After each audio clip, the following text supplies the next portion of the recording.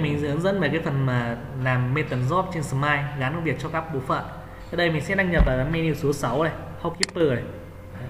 Thì phần đầu tiên là mình sẽ phải tạo ra công việc đó bằng cách là vào cái menu A này, maintenance job. Maintenance job đây sẽ thống kê ra các danh sách phòng đang có trong khách sạn, hoặc là dưới đây sẽ có những cái khu vực public, là những cái khu vực công cộng ở đây. Đấy, khu vực công cộng này. Thì khu vực công cộng này sau phần gắn việc xong mình sẽ hướng dẫn về phần tạo cái khu vực công cộng này. Đấy. Còn trường hợp thứ hai mình muốn gắn những công việc mà không muốn tạo ra khu vực công cộng thì mình để tích vào phần dummy room đây. Thì nó sẽ show cho mình những cái hàng phòng dummy để mình gắn công việc cho một cái bộ phận hoặc là một cái khu vực nào đó mà không nằm ở trong phòng của khách sạn. Đấy. Thế đây ví dụ như là một phòng nào đó bị hỏng cần sửa chữa gì thì đây mình sẽ chọn vào cái phòng đó để gắn công việc. Trước khi gắn công việc thì mình sẽ phải định nghĩa ra những công việc mà hàng ngày mình hay làm. Đấy, mình tạo ra sẵn để sau này mình chỉ cần chọn thôi. Bằng cách là mình sẽ chọn vào phần job config ở đây. Đấy. Giống như ở đây mình đang có những danh sách công việc mà có sẵn đây, thông bồn cầu, kiểm tra, phía bảo trì, bảo dưỡng, sửa điện này đó, đúng không ạ? Muốn tạo mới một cái công việc có sẵn thì mình thể bấm vào nút là add new đây. Đấy. Ví dụ như đây là mình tiếp là 1, 2, 3, 4 hoặc là A4, A5, A6, A7 đó. Ở đây mình A5. Đấy. Ví dụ như này là rửa thân tàu, đúng không ạ? Đây mình muốn nhập tiếng Việt có dấu thì mình sẽ chuyển sang cái chế độ là gõ TC viên 3. TC viên 3. TC viên 3. Ở đây mình A5 đây công việc của mình là gì? Mình ghi chú. Kiểu description đây là rửa thân tàu. Rửa thân tàu. Sau khi nhập xong cái tên công việc mình sẽ bấm vào save, đúng không? Tương tự vậy, có là công việc tiếp mình sẽ bấm vào add new để tạo mới, hoặc là các bạn muốn xóa đi thì các bạn phải bấm vào cái phần công việc đó và bấm vào nút delete để xóa công việc mà mình đã tạo trước đó, đúng không? Thì đây là tạo những cái công việc có sẵn. Đấy. Thì khi tạo đây mình để tìm kiếm được đến những công việc sau này mình muốn là xem một công việc đấy đã có hay chưa thì mình để tìm kiếm bằng cách nhập cái tên công việc ở đây để tìm kiếm đến để xem là công việc đó mình đã tạo hay chưa, đúng không? Thì để cái giao diện này chính là set sẵn những cái công việc mà mình sẽ thường gắn cho các bộ phận, đúng không? Cái phần thứ hai ở đây là phần pre-config. Thì cái phần đây là cái phần ưu tiên công việc. Tức ở đây mình sẽ đưa ra những mức độ ưu tiên là làm ngay này, làm luôn hoặc sau mấy giờ, sau mấy ngày hoặc sau mấy tuần này, đúng không? Ở đây mình có thể bấm vào new để mình tạo mới tiếp. Đấy, ví dụ như đây là 7. Đấy. Ở đây là sau 1 giờ, đúng không? Là phải làm luôn, đúng không? Thì đấy là cái mức độ ưu tiên của công việc này. Mình có thể tạo ra các mức độ ưu tiên ở trong phần priority này, đúng không? Đấy. Thế sau khi mình đã tạo xong là job config và priority config, đúng không? Thì giờ mình sẽ gắn công việc cho từng phòng hoặc từng cái bộ phận đó. Thì phòng này ví dụ như phòng nào hỏng này, cần phải sửa chữa thì mình sẽ chọn vào cái phòng đó này. Sau bấm vào phần là add job ở đây. Đấy, để gắn công việc vào cái phòng này, add job đây. Thì là cái job này mình sẽ chọn đến công việc mà mình đã gắn sẵn ở bên phần là job config nên đã tạo, mình bấm 3 chấm này. Đấy. Ở đây mình thể tìm kiếm kiểu đây là lắp đèn, chọn là công việc đây là lắp đèn. Ở dưới đây cái số lượng cần thay thế cái đèn trong cái phòng này là bao nhiêu thì mình sẽ điền số lượng đây. Ví dụ số lượng thay thế ở cái công việc này là 2 cái đèn, mình sẽ điền số lượng đây là 2. Đấy. Priority ở đây ví dụ mình có mức độ ưu tiên thì mình sẽ chọn, còn nếu không mình sẽ bỏ trống cũng được. Đấy. Còn nếu không mình chọn mức độ ưu tiên này sau 1 giờ cần phải làm luôn. Department đây là cái đơn vị hoặc là cái bộ phận mà tạo cái công việc này, đúng không ạ? Bộ phận mà tạo công việc này thì ví dụ đây là housekeeper, bộ phận nhà buồng là cái bộ phận tạo công việc này. Đấy. Hoặc là đây mình sẽ tạo những cái bộ phận khác, kế toán hoặc là BL đó mà tạo ra công việc này. Ở dưới description là mô tả, đúng không ạ? Có cái diễn giải mô tả gì thì mình sẽ nhập vào cái phần này. Ví dụ như này, thay bóng đèn ngoài ban công này, đó, công. Cái reference này là cái phần mà mã, ví dụ như sau này mình có những cái mã mà hóa đơn xuất ra để mua hàng hoặc là lấy nguyên vật liệu này đi thì mình phải nhập cái mã ở đây, hoặc là tùy thuộc theo từng mục đích sử dụng của bên khách sạn nhập cái phần ghi chú này là gì. Đấy, ghi chú số 1 là số hóa đơn hoặc là ghi chú gì đặc biệt. Đấy. Sau khi xong này mình sẽ bấm OK, đúng không? Thế đây mình sẽ gắn được một cái công việc cho cái bộ phận này. Đấy, bộ phận này gán được một cái công việc cho cái phòng này là cần phải sửa bóng đèn. Đó, sửa bóng đèn. Tương tự như vậy ở dưới này là những cái phòng trong cái sàn mình sẽ chọn những cái phòng khác, hoặc nếu mà khu vực công cộng thì mình cũng tương tự vậy. Ví dụ đây khu vực nhà hàng này, đó, mình chọn vào nhà hàng, nhà shop, đúng không ạ? Mình chọn đây. Đấy. Chọn công việc mà cần làm đây, ví dụ như sửa cửa này, đúng không ạ? Số lượng là 1 hoặc 2 đó. Ví dụ như là một ngày hôm sau này. Đấy, ngày hôm nay đang có khách mình lại chọn là ngày sau. Department đây là bộ phận nhà buồng, hoặc là đây là bộ phận nhà hàng đi, FB này, đấy, báo này. Đấy, sửa cửa chính nhà hàng. Sau đây mình sẽ bấm OK. Đấy, thì đây mình sẽ tạo được một cái công việc đây. Thế đây là bên này mình chỉ là gán ra cái công việc, đấy, tạo công việc. Đến cái bước tiếp theo trong phần công việc này là mình sẽ phải sang cái phần là job assignment, tức là gán cái công việc của các bộ phận kia đã tạo cho cái bộ phận nào sẽ đi làm sửa chữa cái công việc đó. Thì mình sẽ vào B này, job assignment. Thì đây những công việc mà các bộ phận các bộ phận bên kia tạo thì nó sẽ hiển thị ở bên cái màn hình job assignment này. Bây giờ mình muốn là gán công việc này cho cái bộ phận nào thì mình sẽ phải chọn cái bộ phận ở phía dưới này. Đấy. Tức là mình muốn gán bộ phận cho IT hoặc là cho kỹ thuật này thì mình sẽ chọn vào cái bộ phận đó ở phía dưới này. Đấy. Bên này phần staff này mình sẽ chọn cái đối tượng, tức là cái nhân viên trong cái bộ phận này. Trường hợp mà trong cái bộ phận này mà chưa có nhân viên, đúng không ạ, thì mình sẽ bấm 3 chấm này bên cạnh này để mình tạo nhân viên trong cái bộ phận này. Đấy. Ở đây mình sẽ chọn dev này là bộ phận trước, ví dụ như là bộ phận IT. Sau bấm add new để tạo cái tên nhân viên trong cái bộ phận này. Ví dụ đây là mình sẽ có là Nguyễn, ví dụ đây là A1 Nguyễn Văn Toản.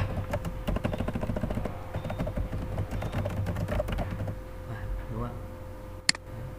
Ở đây nó xem bộ phận IT. Tương tự vậy mình tạo mới tiếp, ví dụ đây A2 Trần Nguyên Han. Thì đây mình sẽ tạo được nhân viên thứ hai.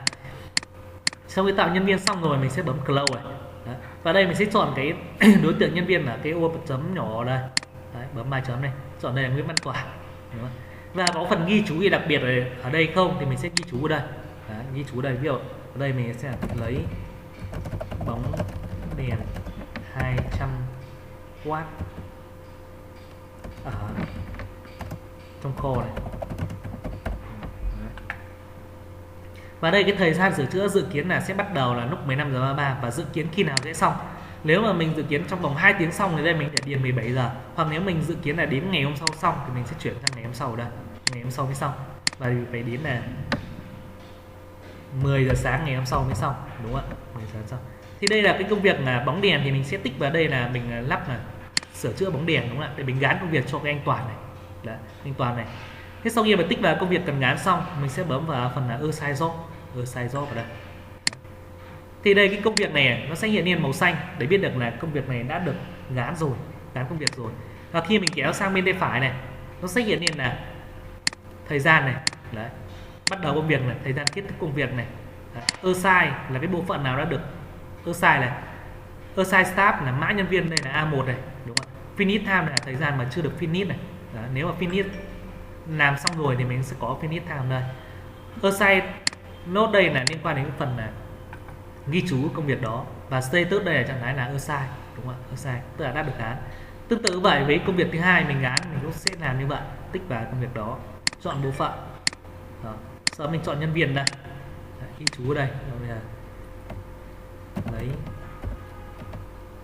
máy khoan và vít này. Đó. Sau đó mình bấm vào assign job này.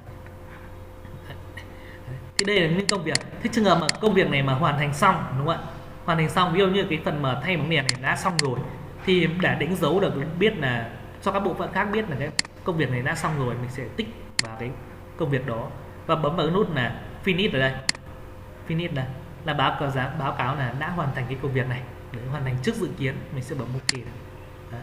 Thế đây khi finish xong thì cái công việc đó sẽ ẩn đi. Ở bên này nó chỉ hiển thị mỗi cái công việc mà chưa hoàn thành thôi. Thì muốn hiển thị lên công việc mà đã hoàn thành rồi thì mình phải tích vào phần là include finish này. Đấy, thì nó sẽ hiển thị lên các công việc mà chưa đã hoàn thành. Đấy, đã hoàn thành. Đấy, bỏ tích đi thì sẽ ẩn đi. Đấy. Thế trường hợp công việc này mà đến cái thời điểm cái giờ đó mà mình chưa xong, đúng không ạ? chưa xong, mình muốn là gia hạn hoặc là mình giữ lại cái phần mà công việc này, thì ở đây nó sẽ có phần là hold theo job. Hold job tức là giữ lại công việc này, tức là công việc này đang pending thì mình sẽ bấm vào hold job này. Đấy. Hold job nó sẽ ẩn đi, và đây là mình muốn hiển thị ra cái hold job đó, mình sẽ tích vào phần là include hold job, tức là những công việc đang được giữ lại, đúng không? Giữ lại. Đấy. Giữ lại ở đây thì mình có thể nhập lý do phần pending note này là cái lý do tại sao cái công việc này giữ lại, đúng không ạ? Thì đây mình báo cáo đây là trong kho chưa có đồ thay thế, đúng không ạ? Đấy, những cái đồ mà hold theo job, cái mà công việc mà mình đã gán nhân viên rồi nhưng mà đến thời điểm này chưa thể hoàn thành. Đấy, thì mình có thể hold theo job. Đấy, hold job lại, đúng không ạ? Để giữ lại công việc này. Cái trường hợp mà này trả về cái công việc này trạng thái bình thường, tức là bắt đầu này hoàn thành, bắt đầu làm, đúng không ạ? Thì mình sẽ chọn là công việc đó, bấm vào unhold này. Đấy, thì công việc này bây giờ trả về trạng thái là đang làm. Đấy, nó chỉ có pending note đây thôi, nhưng mà đang trạng thái là đang làm, chứ không phải là giữ lại để sau mới làm nữa, mà trạng thái này là đang làm. Đấy, sẽ có người làm. Ở bên này nó sẽ tích hợp những cái phần để tìm kiếm, ví dụ như job, sau này mình tìm kiếm theo công việc, theo tên nhân viên này, theo job date này, tức là từ ngày nào đến ngày nào này, hoặc là theo cái phần mà assign date, tức là cái ngày mà gán công việc này là từ ngày bao nhiêu đến ngày bao nhiêu, đúng không ạ? Hoặc là mức độ ưu tiên của công việc, để sau này mình để nhặt ra những cái mức độ ưu tiên 1 tuần, 2 tuần đây, đúng không ạ? Hoặc ở đây mình có thể request đây, tức là mình tìm đến những cái yêu cầu của các bộ phận nào đã yêu cầu cho mình, đúng không ạ? Hoặc là assign date đây là những cái bộ phận mà mình đã gán công việc, đúng không ạ? Thì đây chính là cái phần mà liên quan đến việc mà gán công việc ở trong phòng. Thì bây giờ sẽ quay trở lại về phần các bộ phận và các khu vực public ở đây. Ví dụ các bạn để ý ở đây là những khu vực public này. Đấy. Sau này mình không muốn gán những cái khu vực này vào phòng dummy, thì mình để tạo ra khu vực public. Public này bằng cách là các bạn sẽ chọn vào phần là housekeeping ở đây. Và bạn sẽ chọn vào phần là public area. Public area. Đấy, public area. Thì đây nó sẽ phân vùng ra các khu vực ở đây. Thì các bạn muốn tạo khu vực mới, các bạn sẽ chọn S ở đây. Đấy. Và nhập cái khu vực này, ví dụ như là C1. Đấy. Ví dụ đây là tàu Classic 1, đúng không ạ? Các bạn bấm S. Đấy. Tương tự vậy với cái tàu 1, tàu 2, tàu 3 hoặc là những khu vực 1, 2, 3, các bạn sẽ add đây. Sau khi các bạn add ở đây xong thì bên ngoài này, cái phần mà maintenance job này nó sẽ có thêm một cái khu vực nữa. Đấy, là C1 đây. Đấy, C1 public này. Thì các bạn này gán công việc cho cái C1 này như bình thường. Có add job này. Đúng không ạ? Người rửa phòng làm ngay này. Đấy. Housekeeping này, hoặc là ban quản trị đi, ví dụ kế toán hoặc ban quản trị đó chọn này. Đấy. Cần rửa bỏ nước siêu bán thân tàu. Đấy, bấm OK. Thì đây mình sẽ gán được vào cái tàu C1 này, đúng không? C1 này. Thì đấy là các bạn muốn tạo một cái khu vực public. Còn khi trong phần job assignment này nó sinh ra các nhóm, các bộ phận department này, thì các bạn muốn tạo được các department này, tất cả các bộ phận này, thì các bạn sẽ phải vào cái mục này. Các bạn quay trở về, các bạn vào more này. Đấy, more này. Sau đó bạn vào security này. Security này. Đó. Sau đó các bạn sẽ tạo vào cái phần là group đây. Thì các bạn sẽ tạo add các nhóm ở đây. Add nhóm này, ví dụ như các bạn chọn là lưu này. Ví dụ như là nhóm này Classic 1C1 này. Classic 1. Bấm OK này. Đấy. Thế này mình không cần phân quyền, đây mình chỉ là các bộ phận này gán công việc thôi, mình không cần phân quyền, mình sẽ bấm là apply và OK luôn, đúng không ạ? Tương tự vậy mình sẽ tạo ra các nhóm là C2 đây, C3, C4, đúng không ạ? Sau khi tạo được các nhóm rồi thì khi các bạn vào cái phần là job assignment này, bấm vào department thì nó sẽ hiện thị ra các nhóm ở đây. Đấy, C1, C2, và các bạn sẽ tạo nhân viên trong cái nhóm này. Đấy, tạo nhân viên trong cái C1, C2 này. Đấy, từng nhóm kỹ thuật cho từng tàu hoặc là nhóm kỹ thuật cho từng cái bộ phận đó, đúng không ạ? Thì đấy là cái phần mà maintenance job. Sau khi mà gán công việc xong thì ở trong này nó sẽ tích hợp những cái báo cáo liên quan đến phần maintenance job đó. Thì các bạn thể vào phần report này để xem này, nó sẽ có những cái báo cáo liên quan đến phần là room maintenance này, đúng không ạ? Đấy, những công việc đang sửa chữa này. Đấy, công việc đang sửa chữa. Đấy, công việc đang sửa chữa. Đấy, công việc đang sửa chữa này. Ở dưới này những cái phần mà room maintenance hold này, report này, những cái công việc mà đang bị giữ lại, đấy, đang bị giữ chưa làm, đang bị giữ chưa làm này. Ở dưới đây là những phần complaint request, tức là những cái phần mà yêu cầu sửa chữa nhưng mà đang pending, đúng không ạ? Những phần có phần complaint này. Đấy, nó sẽ có những cái báo cáo này. Đấy. Thì đấy liên quan đến phần maintenance job.